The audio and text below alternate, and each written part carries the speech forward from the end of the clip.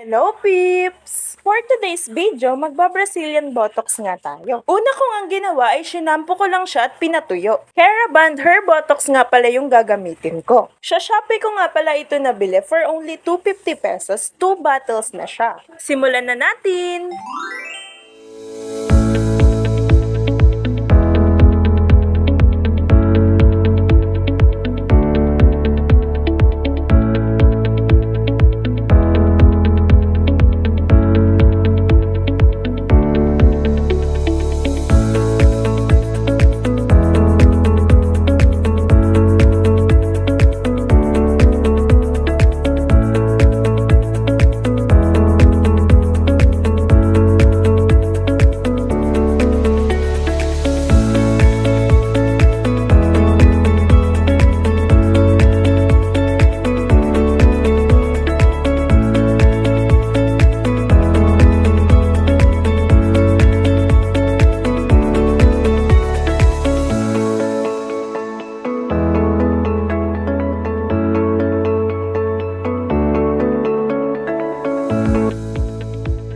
Inch away from the scalp nga pala ang pag-a-apply lagi natin ng gamot. After ko nga palang ma-apply ang gamot, ibinabad ko lang siya for 1 hour. After 1 hour, iboblower ko na din siya para matuyo na.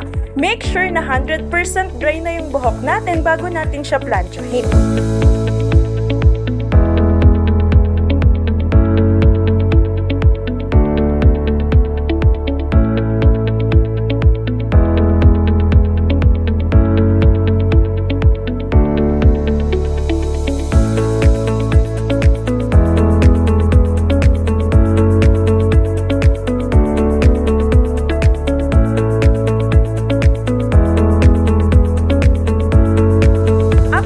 Siyang mablower, sisimulan ko na ring magplancha. Ito nga yung part na nakakangalay at matagal. Pero dahil tiis ganda tayo, kere lang yan.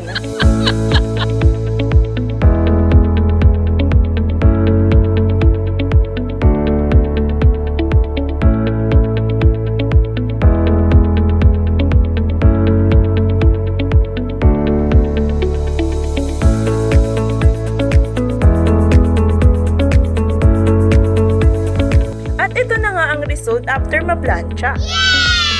Yun lang po for today's video. Bye-bye, peeps!